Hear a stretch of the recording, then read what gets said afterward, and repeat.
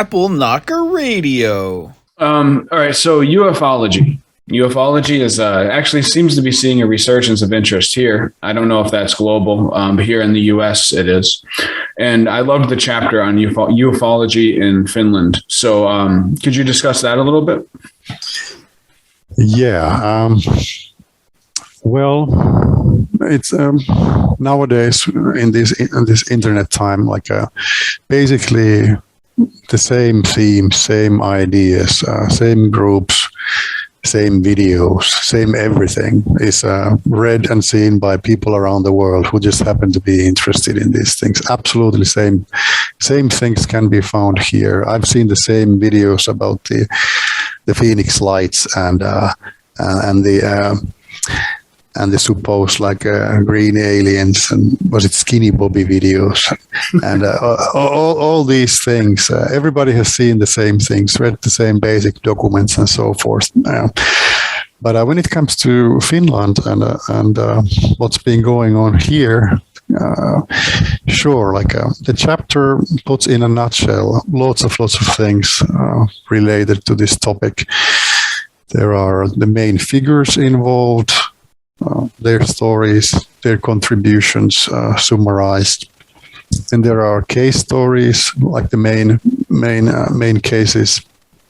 And then there is information about what's going on, what kind of groups we have now, and what are main people involved nowadays, what kind of UFO contactees there are publicly, and so. So it covers pretty much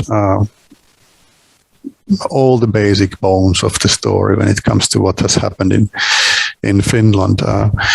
The chapter starts with this beautiful story, very old folk story about basically UFOs.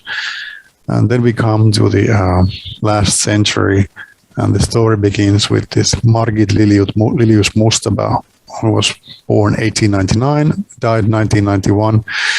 He was a ballet dancer in Finnish opera. He emigrated to the States later. He claimed to have met aliens, many cases, and he recounts those in his books that she wrote. She wrote, yes, and that was in the, I think, 30s, 40s, 50s. Then there are different kind of case stories of very interesting experiences that have been reported by a number of people.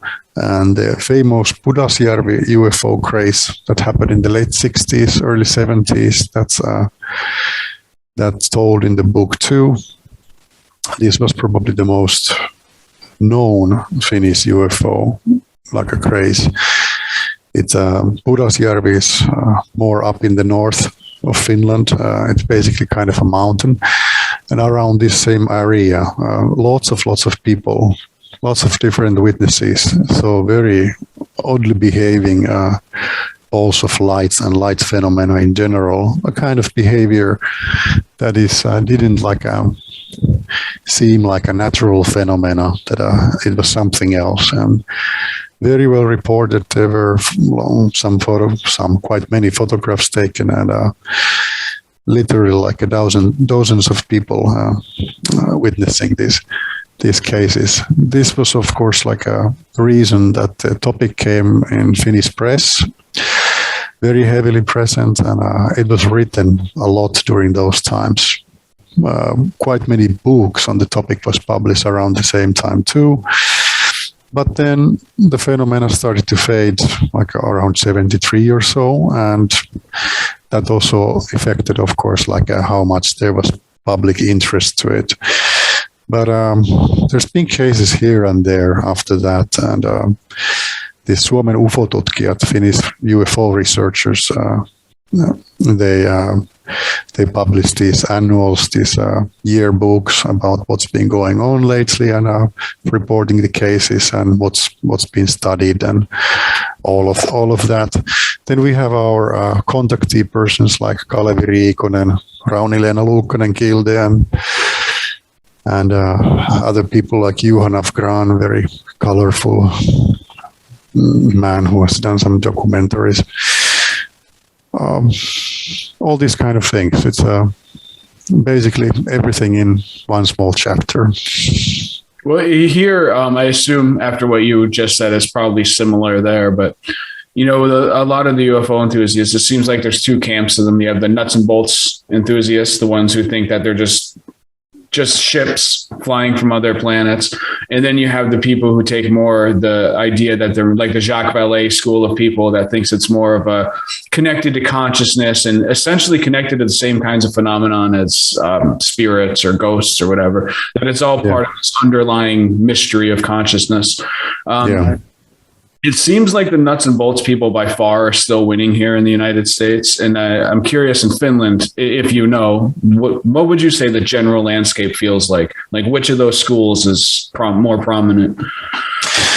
I think that I would say the same is here, like the situation, like the nuts and bolts people, like I guess that's the majority. Like if we would make a survey on the street, like do you believe there's like a intelligent life elsewhere in the universe, I guess most Finns would say like the probability is that absolutely yes, that it looks like it doesn't make sense that we would be alone. But then there is a group of these people who really like to take this whole thing to the next level. They have a kind of spiritual touch in it, or they are contactees, or they have some other kind of a more kind of esoteric angle to it, that it's not just like this kind of intellectual curiosity playing with the theme and the reports and kind of different kind of evidence that have been presented, and so the whole spectrum is again here. But Finns in general, we are fairly well educated, so